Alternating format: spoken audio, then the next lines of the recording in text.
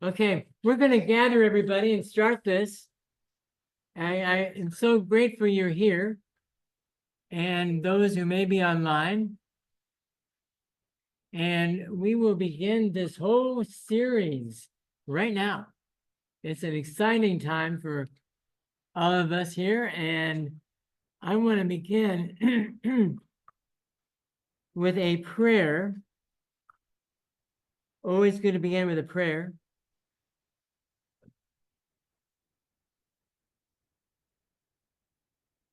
It's a prayer from John Philip Newell, who we will be talking about in the next number of weeks with his new book, The Great Search. I'll tell you about that in a few moments. But let us just begin with a prayer, this whole series before us. In the silence of our hearts or in spoken words, let us give thanks for the gift of this day and pray for the life of the world. And let us dream of the angels that connect heaven and earth. Let us imagine the threads of the eternal woven into time. And let us know you among us now, O God, in this time and every time. May we know your blessings among us. Amen. Welcome again. And for the next 9 weeks, this is our main book. It's called The Great Search. It's by John Philip Newell. The prayer that I just read is by John Philip Newell in the Celtic Treasuries, one of the great teachers in the Celtic tradition. As part of our tradition as Presbyterians.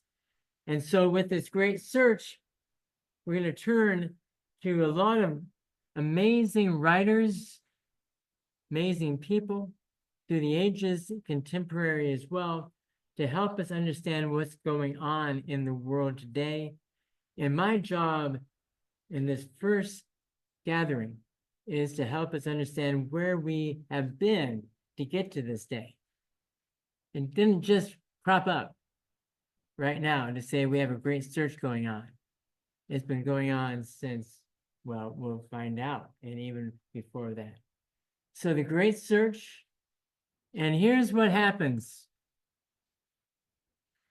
A famous phrase by the Right Reverend Mark Dyer. He's an Episcopalian bishop a while back, and he said one time, made famous by Phyllis Tickle in her book, The Great Emergence, about every 500 years, the church feels compelled to hold a giant rummage sale. Hold that in mind, everybody. I've heard that phrase that God, not the church, decides every 500 years, it's about time to throw a rummage sale and get rid of all the things that don't work anymore, don't need anymore. Keep the things that do, and let's be light on our feet going forward. That's the kind of sense I get from this famous phrase that's been said in so many different forms since then. Are you ready for the ride, everybody? Ready for the ride? Are you all set? Hold your hat. No one's wearing a hat, but hold your hat anyway. This is what it's going to look like. I'm going to ask you a little quiz here now. A lot of numbers on this slide. Do you have any idea what these numbers are? Can you pick out any numbers whatsoever?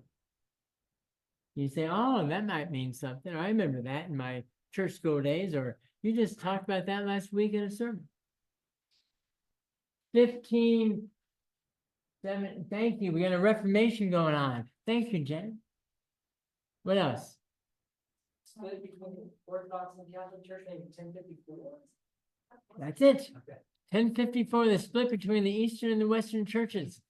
Thank you, Mark. We have some scholars in our midst, historians. What else do you see there?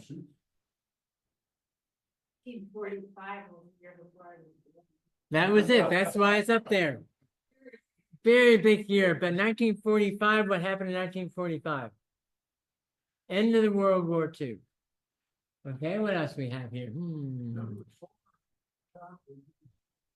Yep, Jesus was, scholars say, wasn't born at 0. Who's born at 0? He was born probably 4 years before they've done all the different calculations of stars and history and all those things. They come to a pretty good consensus that 4 BC, before Christ, it's kind of a funny thing then to say before Christ is born, but 4, yes. Yes, Roger. Was 10 when the 3 kings came? No, in fact, there was a riot and a battle over Jerusalem, just one of many. And I just put that in there just because it was a nice number and it's preceding it. So Jesus was born into a world such as that, where there's battles and there's riots. Yeah. Was 313/323 around the fall of the Roman Empire? That was the beginning when Constantine got that vision of a cross and before a battle, and he said, yes, in 313 or so, Christianity is going to be our religion of the empire. In 323 was really kind of got established then.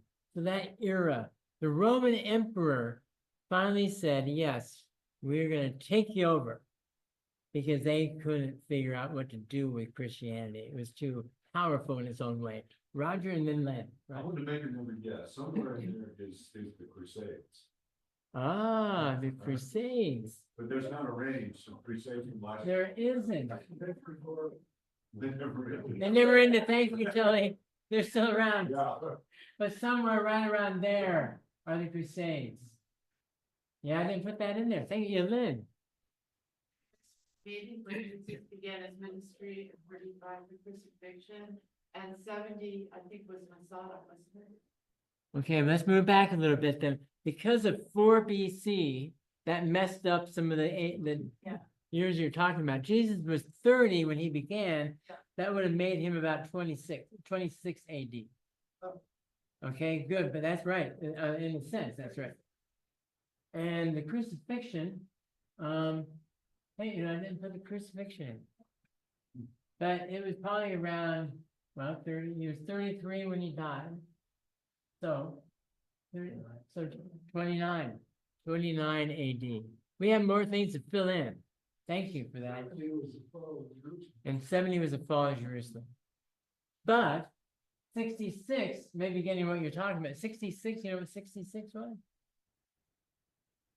That was the beginning of the Jewish revolt against Rome. Lasted 4 years.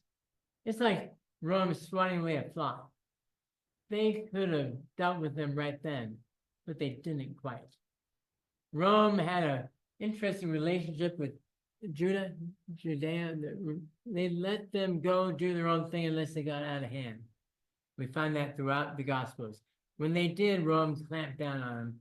After 4 years of this little rebellion going on, big deal. They destroyed Jerusalem. That's their 9/11. That's when the planes went into the World Trade Center. That's when their temple was destroyed. That's when life was changed forever. Remember that name, that number 70. Okay, there's still some fun ones there. Anyone else have any guesses? State religion, just a side note. John Philip called that when Christianity got in bed with empire. Yep. That's it. That was the Nicene Creed. And Nicene Creed came out of that. Well, not yet. It was a little bit later because Constantine had to gather his bishops and all and take over the church and build up all this stuff. And then he gathered all these leaders of the Roman church now, and they came up with the Nicene Creed. Yeah. Yeah. John Philip will also say there's nothing about Jesus' history in the Nicene Creed. He was born and he died. Yep. When he came out, everything Jesus actually said. Right. That doesn't go with him. Doesn't go with it. And all those creeds, just now, since we're on the Nicene Creed, Apostles' Creed, and so forth, they were written for a particular reason, like Jenny just saying. And, there were some threats to the Orthodox understanding of what Christianity is all about. And other people had different ideas. And so they bring these councils together and people would have battles back and forth. And that's the result. We have the Apostles' Creed. It wasn't important to those two creeds about Jesus' life and ministry. It was more important about who he was. progressive bishops that got way on their way to the scene. Yeah, they did. And so you get a sense of the battles that happened since 313 in the church until today. You know, we're still trying to figure out how we are now hopefully a post church like that, post empire church. We've been pushed off to the side, at least our tradition, our form of Christianity that I think goes back to Jesus when you have those numbers there. So long history, isn't it fun to kind of delve into some dates? We're missing, 64, what happened in 64? I'll just tell you, let's just wait here to anybody's, no, well, you know, around that time, but Nero burned down Rome and blamed the Christians. So thus, you have all the, you know, Christians being thrown to the lions and all those kind of, you blame Christians for anything you want. They were that group out there that was causing mischief. Blame any group that doesn't have power. Makes sense, doesn't it? Oh, I feel 52. What's 52? The recorded writings of Paul begins. The recorded writings of Paul. So the first writings of the New Testament happens around 52. Some 20 years after Jesus was crucified. Well, depends on on what church it was that was gathering all these thoughts from Paul. Paul wrote letters. Some are authentic, some are not, that are in the New Testament. Some are part of his Pauline community, and they try to act like Paul. But if you had a name like Paul or Moses, whatever, they attached a book to it. There's only one book in the New Testament. Wait, I'm trying to think. All the rest are like letters. We have the Gospels. We have the Acts of the Apostles is like a book. But it's filled with letters. That's just letters. So 65 to 100 is when all these are written. You know, probably Mark, the first gospel, was kind of bridged over that 70. 70 was the mark that scholars find. Okay, was it written after 70 or before 70? Because it referred to the fall of Jerusalem, and it had some references to priests. Before 70, priests still had a job. The temple was still around. After 70, what happens when the temple is destroyed? There's no reason to have priests around. There's no temple. So you have to morph into other ways of living back then. So all these dates are important. Which ones haven't we done? 476, you know what that is? Not quite. It's when Rome fell. The Western Empire of Rome fell in 476. You'll see later on, 1453, want to know what that was? Rome falls in the east, the Byzantine Empire. So west and east was still very much a thing. That was the Eastern, the Roman Empire, no, Western Empire, Roman Empire falls.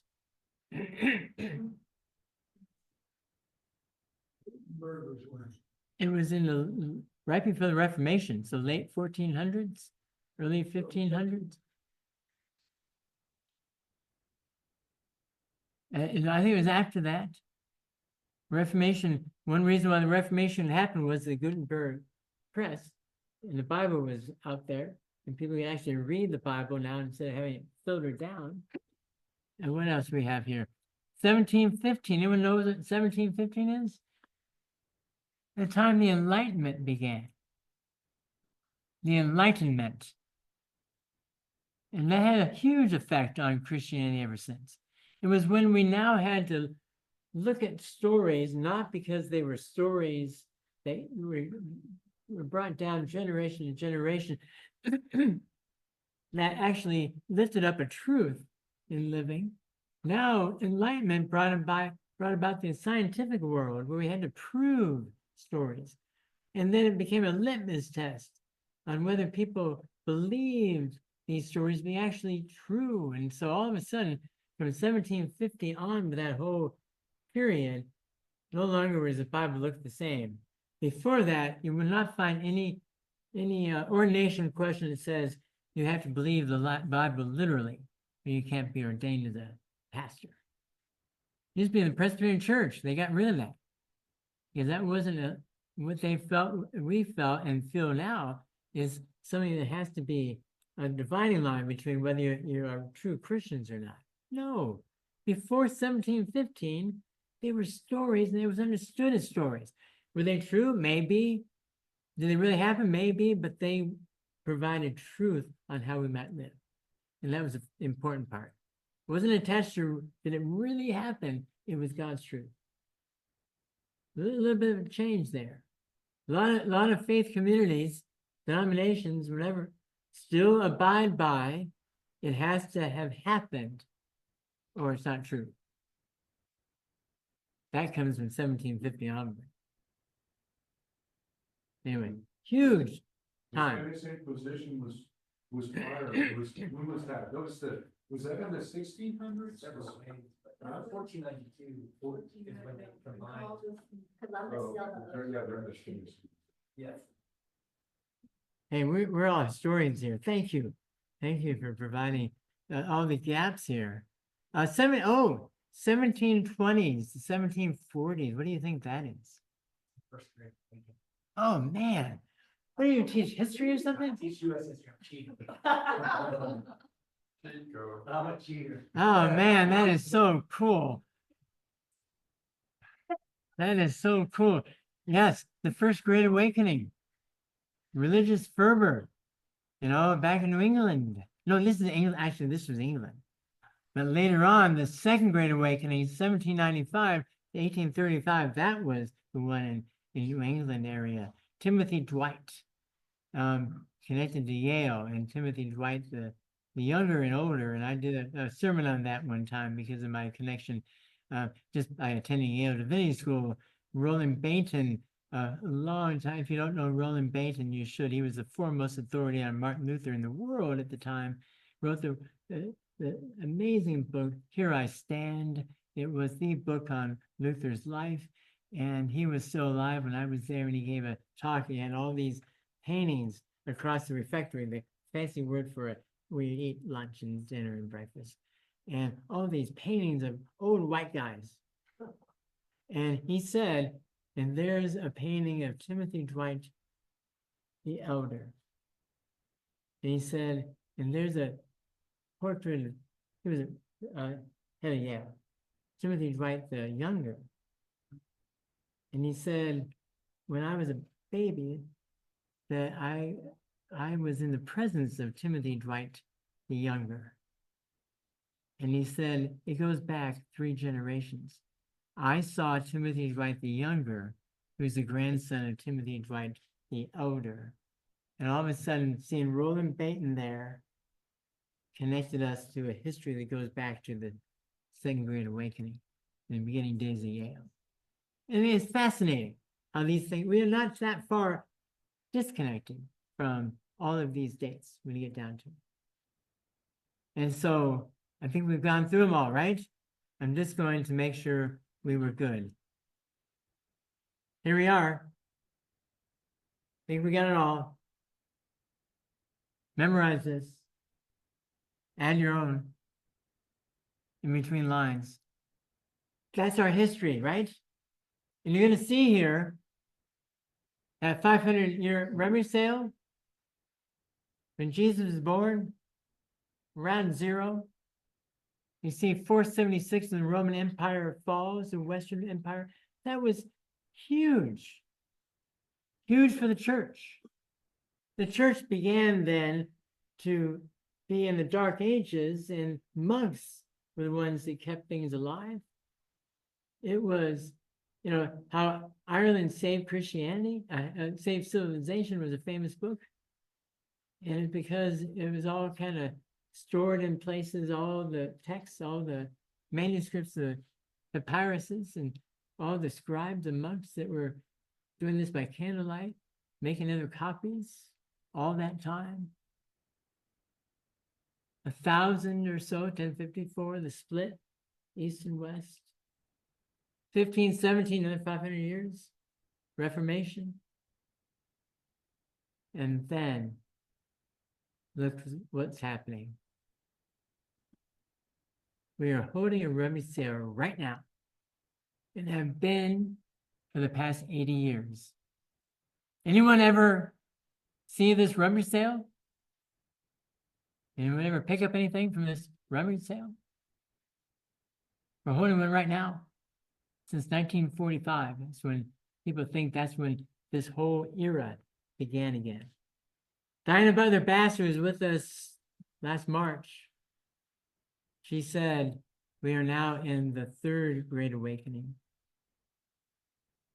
And she said that the first time I heard that was when Jenny and I were outside a tent on a farm in North Carolina for the Wild Goose Festival. And she was giving a talk on Mary Magdalene. I've told that story a number of times. Monumental new scholarship there. And the tent only holds 50 people. I had 50 people for my presentation for Guns and Gardens. I thought that was good. We wandered over to the tent where Diana was, and there were 500 people. They were hanging from the trees, just about. I mean, Jenny and I almost were, we found a little spot so we could still see in the tent. But we couldn't hear everything that was being said outside the tent, that somebody asked a question, or inside the tent, someone asked a question, and she answers, yes, we are in the third Great Awakening. So our job right now, before we end our class, we have another half an hour. I want to go through some of the 1945 onward to try to help you understand the changes that have happened since that time, for us to know that we are in the Great Awakening time. Call it what you want: Great Emergence, the Great Search. What's the other ones? The Great Awakening. There are names for it that people have. Writers and scholars are all talking about something's going on. And to let you know this right now, it's not our fault. You see all the stuff going around us, and churches are closing, and people say, oh, Christianity's going downhill, and we don't, it's not important anymore. It's not our fault. Basically, it's not our fault. Forces above us, around us, have all brought us to this place. Our job is, in this great search, next number of weeks, is to open our minds and our hearts like this and say, oh, Great Spirit, what is happening to us? What are you doing now in this world? So that it always goes farther, always goes deeper, always goes higher than the time before. Yeah. When you say it's not our fault, that makes it sound like the rummage sale is a bad thing. Is it a good thing that things are changing? Oh, yeah. And there's a little disconnect from what I said and what you just said. It's not our fault that churches aren't as big anymore. Not really. We didn't cause that. But the rummage sale, if God's holding it, it's a good thing. Where we don't need certain things we thought we needed before, we needed to take with us in here. We don't need all the, and we can have a whole discussion on that, on what we don't need anymore. But a rummage sale is something where we are keeping what we still need, but God is getting rid of all the stuff that's in our way. Yeah. Is this discussion for the last 80 years going to be limited to the church, the community, the country, the world? What? How big is this going to be?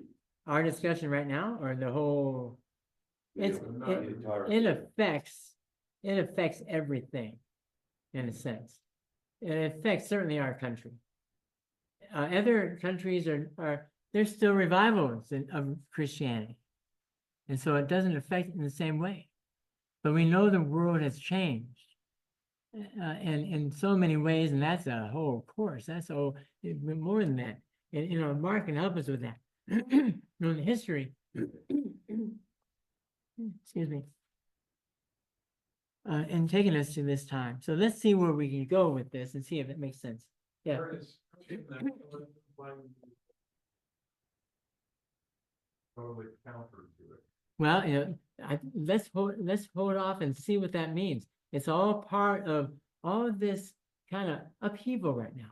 It's like, you know, we have all of this stuff in a room to put on a rummage sale, and we're trying to get rid of some things, and other things creep in.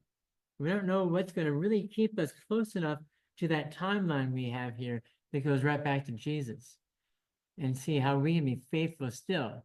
And so Christian nationalism and some of the far right movements, far left, who knows, call it what you want, but it's challenging us to understand what's happening out there and what it might mean for all of us to keep true to what we feel the gospel message is.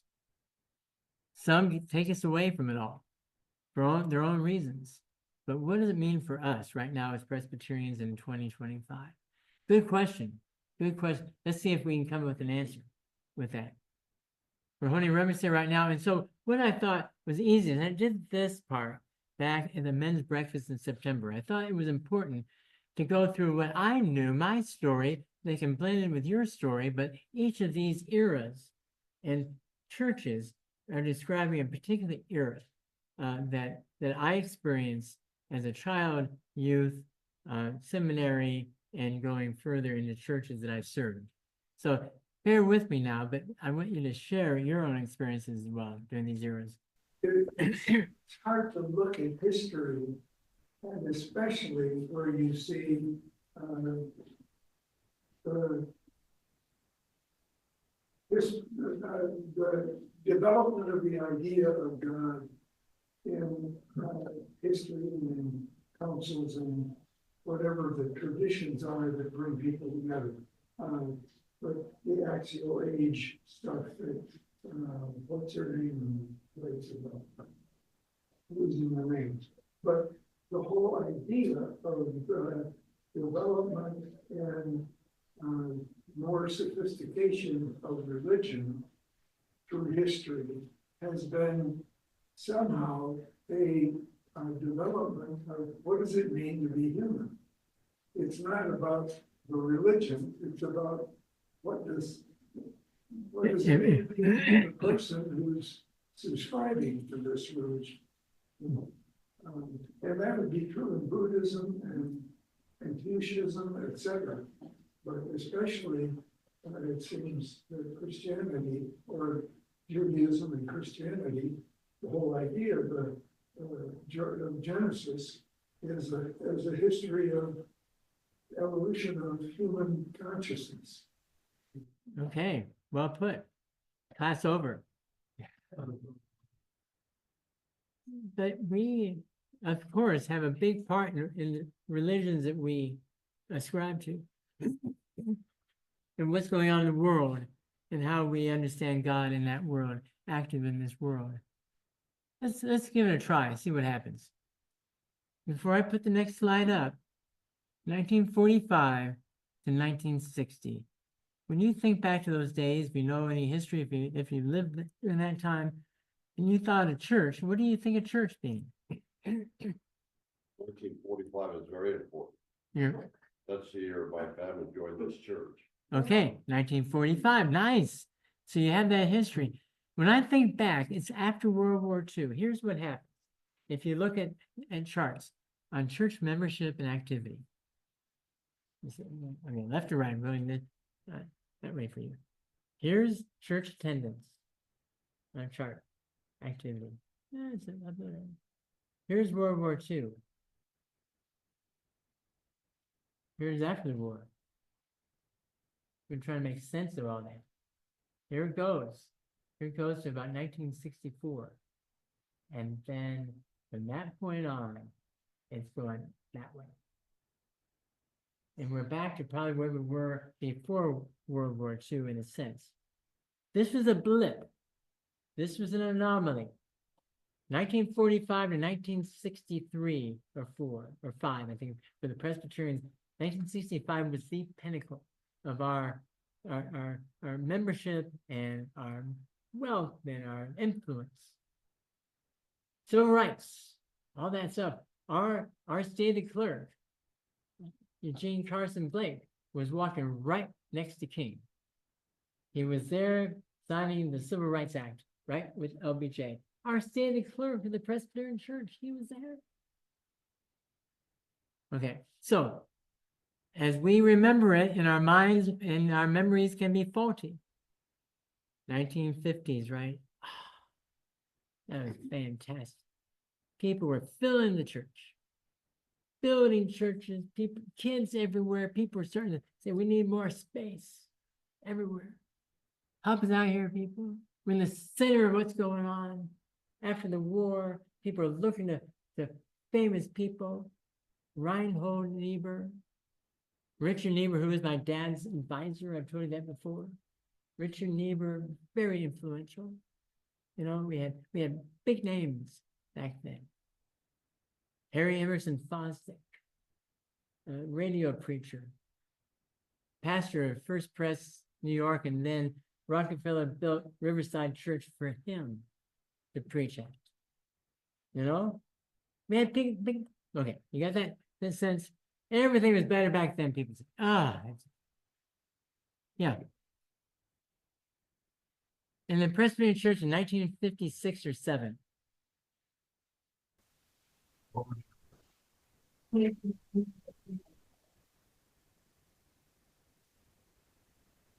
Presbyterian churches, they can't even be ordained today. Right. Exactly right. Some denominations, like PCA down the street. Exactly right. So 1957, we were on board earlier than many. We had a woman named Hannah Marie Bailey back in Cleveland. She was ordained as a Presbyterian pastor in Holland in 1950 or 51. And then she came to the United States later on after 56, so she was fine. But she was a pastor in our presbytery who was ordained before any American U.S. pastor, women pastors would be ordained. It's so surprising it was that late. It reflects the non-bravings. Yep. Post World War II era of minimizing women's options so that the returning soldiers could have jobs. And the idea of not great to ordain a woman when, you know, what Diane got the bastard thing about Mary Magdalene, that the mystics have said Yep. in the Middle Ages about the divine access to spirit. And so we have this ingrained image that that's where the white father pastor was supreme. Mm-hmm. And all the authorities. Yep. And all the wisdoms. And it was really the women's wisdom that we stuck. Yep. Right back into a box. And the Hoover. Yeah. String of pearls and the string of pearls. Yep. Don't forget the pearls. Don't forget the pearls. Meaning of Well, you know, right now it's not making this 1945 to 19 whatever look as good, does it? No. All those great ideas we have about the church in the 50s. Now we start to wonder a little bit, right? It could happen big during. But we went from radio to television and now of course the internet, but communication growth after World War II just escalated. It did. We started the televangelists and They had some radio people. communication was tremendous. Right. Radio preachers before, but then television came in. So do you see why people might look at 1945 after all the innovations that came as a result of the war, all the money put into weapons and all that, different things did come out of that for innovation. And so we're going to see some of these things happen now. Fascinating, isn't it? Yeah. Okay. So my dad was a pastor. He started in 1951. Heyday. You know, every little church now was a big church back then, it seemed. And it was all men, all white men. I saw a picture of his Yale class. when I was real little, and I saw all the pictures, they're all white men, except one from India and two women slipped in there somewhere with Christian education. My mom was a Christian education major at Heidelberg College in in Ohio. Women were Christian education, men were pastors. Now let's move on. So was the first woman that was ordained, was she really a Christian educator, or was she? She's a pastor. Stand in a pulpit?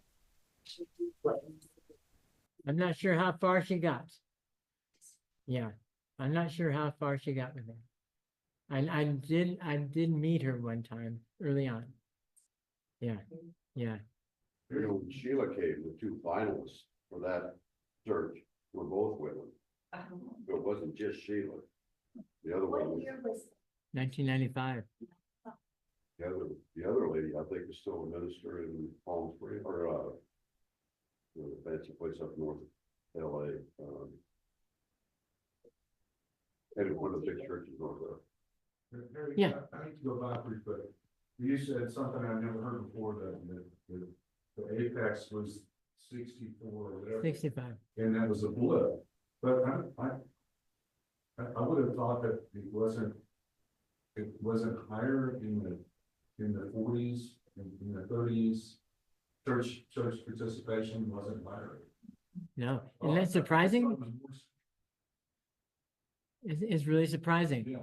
Diana Butler Bass did a lot of work on this in her work, in her writings. And it really is that, you know, it was down here. And we went up so much that downward slope has been so hard on us, thinking that it's been like this the whole time. And it wasn't. It was down here. And we're back to about Like the 30s, you know, with the depression and everything. the mainline church was big. Uh-huh. And you had big speakers like Harry Emerson Fosdick, who had, you can see some old photographs where outside of First Press in New York City, there'd be lines 2 blocks long of people waiting to get into the sanctuary to hear him. We don't have that now. It was such a loss. Yeah. Can you check the door out there? Anyone's waiting to come in? They should be. Yeah, but you see, now we have filling basketball stadiums in Houston, that kind of thing. So a different message, a different yeah. Here's my church that I first knew as a church in Worcester, Ohio, 61 to 67. And I played out in this yard. My house is to the right of there. I grew up there on Bowman Street. The college is 3 blocks north, where Jenny and I met. Jenny and I met about 2 blocks north of here. Are they still around 60? Yeah. Worcester is still strongly progressive mainline church in a Presbyterian that is not a progressive middle mainline Presbyterian. A lot of little churches around Ohio in that area, and they are very conservative. And so Worcester is an anomaly there now. Yeah. It's in a college town. And my dad always served. He served in Granville, where Denison is, in Marietta, where Marietta College is. That's where I was born. And now Worcester, where College of Worcester is. And they were all abolitionist churches. They all took that side. It's beginning history. And so Worcester is still that kind of place. And if you go to a Presbyterian meeting as a pastor at Worcester, you may get a lot of feedback from his colleagues about, it is a he, I know the pastor, about what his stance may be as opposed to what they feel is correct. But this is still when we had a lot of kids in Sunday school. Look at that. Well, to the right. It is a lot right there. The one jutting out in the middle there, that's the parlor on the first floor and classrooms on the second floor. And these are classrooms coming out to the right there. Basement, right? You see in the middle there, there's a little bit of a blip out there. That's the windows from their gymnasium. And they had all sorts of events. It's not a gymnasium anymore. And so I have so many memories there, I go on forever. But that's what it was. A lot of people, everything's packed. Rick, Andrew, and I were in the same preschool here. His dad went to college in Worcester. They lived across the street from the church. And so there it is. Everything looked great. You see a little steeple in the far back? That's the steeple of that church. What was the height and curve, congregation at that point? At that time, I think around 1,500, about 400. Yeah. Pretty small, but wait until you get to the next picture. How do they pay for that structure? How do you pay for that structure? Right, right. But that was a well-known church back in the day. And that's not even the side you usually note this from. You usually see the steeple on the other side where I live next door. And that was my first memories, basically. Here's another move we made. Think about 67. What was going on in the world? There is Westminster Presbyterian Church. I mentioned last week, I had a photograph of it. This is the cathedral on Lake Avenue in Pasadena and Altadena. The line is right there.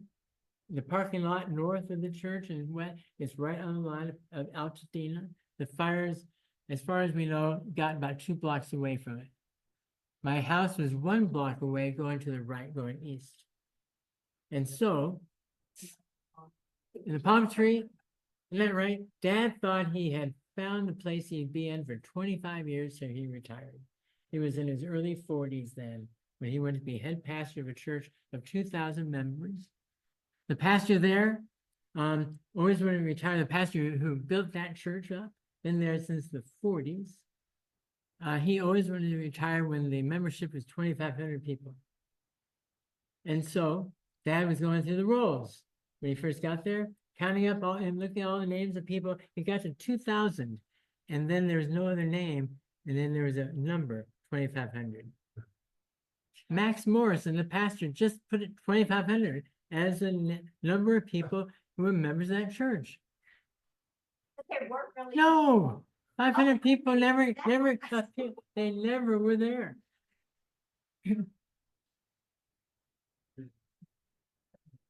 Yeah. But Max lived between us and the church. We lived a block away. Max would watch Dad go to church, walk to church every morning. Just make sure Dad was going there on time. Max would show up at every hospital when there was a person in the church in the hospital before Dad could get there. Max was a real pain. That's why they have rules about that now. Max Morrison, it's a Max Morrison rule. You can't go back once you leave.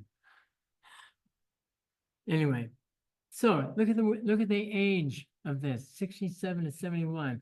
Tell me what was going on in the world back then. And if it wasn't going on where you were, it was certainly going on in Southern California. Vietnam. Poor people's campaign. Civil rights.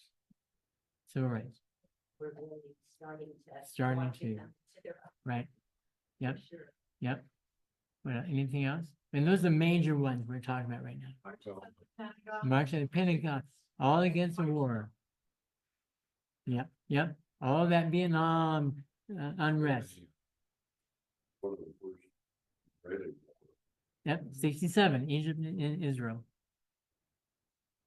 No, that was a major one when that whole thing, more land was taken. No. But that was all part of the story. Space race. Yep. How Yep. would that about it? What's that? How would There that you go, about it's in rock food. All right, there you are. ROTC, right? Reagan. Reagan as governor of California. Yeah, governor of California. Integration in Pasadena schools. That's my context. In 1970, the schools, as you've heard on the news, Altadena mostly Black, West Altadena almost all Black, and they're all part of the same school district. And the high school, Muir High School, my brothers went to the east, to the west of this church, about 10 blocks, all Black area, all white area to the right of us. Lake Avenue was the split. We were right on that split in central Pasadena, and schools are terrible up there. And they were really good over here. Wonder why? White, more wealthy. And so Dad was one of the ones working on integration. They came in the fall of 1970. And before that happened, people were waiting for it. They moved out of Pasadena. Every other house had a for sale sign. It still causes me trauma to see for sale signs that are two on the same block. Because almost all my friends left. And an earthquake happened. And the community was in turmoil. And then Robert Kennedy was killed just a mile or two south, west of our church. And Sirhan's mother was worked at Westminster Presbyterian Church. I've told that story often, and my connections with that family. And so you see, Dad thought he'd stay 25 years. He stayed 4.5. He couldn't take anymore. He was on a Human Rights Commission, and there were things going on all the time. He was trying to integrate the Rose Parade. It was all white. John Birch Society was in charge of the Rose Parade, and they all wore white suits and white shoes and white hats. These little funny little hats they wore, and so no young, they call them girls back then, high school girls on the Rose Court. They were all white. And so Dad and others worked on trying to integrate the court. And they finally did with an Asian girl, young woman back then in our church. And she was the first non-white woman to be on that court. It lasted about 3 or 4 years. After that, it became all white again. It's different now, probably. But the fights, that's what's going on in churches. Angela Davis. Remember Angela Davis? How many people left because of Angela Davis, right? It was all we heard for years, Angela Davis. Long story, but turmoil. Okay. You know, when you think of integration, you do not think of Pasadena. It doesn't jump up as number one. Yeah, it does. And that was huge. Yeah. Yeah, it was one of the first to be bust. Yeah. Air quality was terrible. I'm surprised we could see the church. It was terrible back then. Awful. I probably had some lung problems because I breathed air for 4.5 years here and played baseball there. Yeah. Last night, Deborah and I went to the Via Singers performance on and I think every singer was white. Now I know we're predominantly white. Yep. But You imagine then trying to lead a church, trying to be part of a church back then with all the turmoil. We left. No, not many. No, and I think we had a few, not many. And by the time, right now, that church you just saw, 100 members, 2,100. The community. Yeah. And many movies have been filmed here and inside that church. The Wedding Planner, one of them. Look in the beginning of that movie with Jennifer Lopez. That was filmed inside that church. So lots of issues. We moved to Evanston, Illinois, north of Chicago, Northminster in the 70s. Things seemed to settle down some in the 70s, trying to recover from the earlier age. And so it was a good place to grow up. It was an integrated community. My high school was more than half Black, and it was quite a change from where I came from. It wasn't split. They made sure the high school was in the middle of town, so there was no, the South is better than the North and all that stuff. It was all, we all went to the same school, 5,000 kids. A lot of Evanston. And around the high school, then they have all these big houses towards the lake, and then all the servants' houses more in the center part of town now. And that's where the high school is, and that became the Black area, and maybe it always was. Yeah. I was just stunned to read after the Brown Board of Education in the South, a lot of schools just closed. Yep. The public schools just closed for 4 or 5 years. Yep. So the children had no place to go except these private, sometimes denominational. Yeah, they weren't no private. Yep. White private schools. I Yep. It's such a sad history, terrible history. But Evanston tried to deal with that history and by what they did. And so there I was in a community that seemed to be healthier than Pasadena was at the time. Lots of stories there in North Mississippi. You see may peace prevail on earth. That was really a peace church. And it was Dad's ministry that brought it from a kind of conservative, whatever, kind of normal, kind of to a more progressive out in the community doing stuff, and brought a lot of new people in. And that's what happened around 70, late 60s, maybe 70. How did the congregation or population change during those years? Not a whole lot. Evanston was stable. North Evanston is particularly. North Evanston's white. Central Evanston wasn't, and South Evanston was a mix. You know this. You know that area. Others. East on the lake was all white. So they still had our pockets, and everything north, New Trier High School District, all the stuff that goes to Lake Forest or Highland Park, that was all white and wealthy. Almost all. And Northwestern is right there in Evanston. That's why we were called the Wild Kits instead of the Wildcats. That was the Wild Kits, we were the kittens. Here's Lake Forest at my first church. I don't know why there's nothing written there, but that's Lake Forest, First Presbyterian Church. I served there from 84 after seminary to 95, right on Sheridan Road, Deer Path. Wealthy, 2,400 members. A few people of color, but not many. We had youth groups of 40, 50 kids. We went on work trips of 70 kids. It continued for a while. Too many stories there. That was my first church. I was an associate pastor. I became the acting head of staff after a year and a half because they kicked out the senior pastor. And here I was the only other pastor that wasn't retired back in those days on the staff. And so there I was for a while. Not a great way to start ministry when you're in such a turmoil. Then I moved 95 to 2011. This is the church in Lyndhurst. And the church is 600 when I got there after 16 long years of hard work. We got the membership down to 300. But it was a 300 that was cohesive, that was fun to be with. All the people that were having trouble with my ministry, they had left long before. We were bringing new people in, all the stuff that I'd always hoped for the last 3 years I was there. I said I could stay here till I retire, but I need one more place to go, I thought. And so I could have, it wasn't work for me anymore. What we did those first 13 years led to the last 3 years I was there, and people were coming in all over the place. And then they got an interim after I left and said, "Oh, you're not doing it right." Well, I'll change that and I'll put it back the way it's supposed to be. People that came, left, all that, where now it's a church that had to have another church combined with it.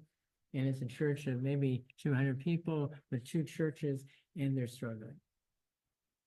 Keep it in mind, cautionary tale. And I'll just go to this last one. You may recognize it. Yeah, there it is. And so we all know, I've been here since 2011. There's history that goes back to 1945, maybe earlier for some of you, maybe not, maybe you're new, whatever. Quite a history here. We will go into that some other time, but here we are trying to figure out what we're doing now in the Great Search. There were balloons there when that picture was taken, and there should be, yeah. So you mentioned. Sort of move toward a progressive point of view and then move back. What was happening there? Why, it sounds like there wasn't an evolution. There were people that kind of had a point of view and kept. What happened was when I was growing up, a lot was my dad, bringing in that kind of ministry, outreach in the community, and people then either left then. I didn't know all the stories about people leaving dad's churches. I was thought everyone loved that, but other people had trouble with that, and so they left. But new people came in and saw new ways of expressing themselves in this Christian faith. And so Worcester was always kind of a progressive church. Westminster wasn't particularly, but Dad brought that kind of feeling, and we have to be involved in the community because the community is hurting, and so the church is out there, and so people started to come in, other ones left. It's always coming in and leaving, always. And so Northminster, it was a stable community, so it wasn't going through that big shift all the time. Lyndhurst, I had a conservative pastor before me. When I came, people left. Church growth guy who blamed the church for not growing. And he left after 4 years, and I left. I came in with the remnant of people who still stayed. They were too stubborn to leave. And so that's when I started. It took 13 years to kind of make it stable again. And 3 years were good years. They were good years, but it was a tough place. But here, isn't it defined maybe even more by people just leaving, not attending church, more than conservative versus more liberal? Later on, it turned out that way. Huh? Later on, somewhere around the 80s, Okay. 90s, that's things started to change around then. It was still good in 84 when it came out. Around 90 is when I noticed a difference. And things that we were doing weren't working as well anymore. At this huge Lake Forest church, you couldn't tell, but if you were on the inside of it, you could tell it's not quite the same. And then in Lyndhurst, certainly, that was the time people started in the whole country started to say, I don't like this, I don't need it anymore, or whatever. And so that whole 16 years there was like, what do we do? How do we get people back? These people were leaving, just not coming back. And so, yeah, it's been a struggle. My whole ministry has been in that kind of a world. And so here we are and continue it. Are we finding our ground? Are we finding our voice? Are we? We'll decide. But maybe there's something happening now where we're no longer tied as we were back in the 40s and 50s and the 60s, tied in to be the center of life. And we had power. We had power until we didn't. Is that a good thing? I think we're probably where we should be, knowing the whole expanse of history. The church began on the outskirts, always being a prophetic voice, speaking to those in power. We weren't in the power place until Constantine came along.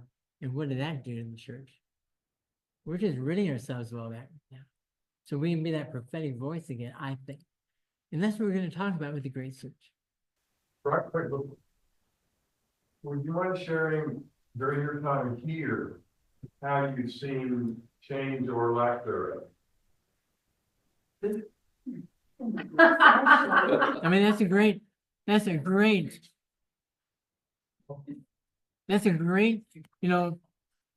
seen a lot of change since I've been here. I can't tell you what things were like before I came. So I can't speak to that. But I do know that this church feels more today than it did when I first came as a community, as a welcoming community, at least the way I felt when I came in. I feel like this is a friendly place. People tell me all the time, and people are joining. Next door, we have new member types learning about the church. All of you have made this a welcoming place. I don't know if I always felt that, or people told me they didn't feel it before I came. I don't know what the change might have been. My role in that or not is all of our roles. But it's a place where I feel comfortable walking in. And I hadn't always felt that way in other places and maybe even early days here. So that's one major change. We can talk more. Maybe it comes up in later classes. Sure. Too bad the bell started to ring. Yes. You're right. I mean, this church, how many people saw Betty, Betty Jones is the person that when you first walked in the door, that's who you saw with that huge smile. And it did make you want to come. And yet the first Presbyterian church in San Antonio, Texas would have been a 180 I sat in front of the exact same people for 5 years and those people never spoke. Yeah. It was very different. Yeah. And yeah, Nobody wants to come where you're ostracized. how many times have I heard stories, and I felt the same way when I've gone to church outside of me being a pastor. No one says anything to you. You're anonymous, you're invisible. And I say, wow, why don't we have, yeah, why don't we have people stand up at the end of the service if they're new? They have a chance to say, and they don't have to have a chance. Why do we make such a big effort of making that lobby so welcoming with tables and a bookshelf and so forth, and somebody at the welcome desk often? It's all because of what we're talking about. All about hospitality, all about, if you come into these walls, I hope you feel like you are at home in many ways, a second home, where you feel like, oh, I'm good, I feel good, I like the people here, I'm being treated well. And so that's what we've tried to do. I hope so. Yeah. Harry, don't you think though, it's, if you're in a really big church and there's lots of people there, it's easier to stay at home. Sure is. So a lot of people join those. They have small groups in big churches to try to cut down those dividers. Last thing, Tally, yeah. The only church I was in sociable Unitarian that was ever welcome. Wow. Wow. Okay. What's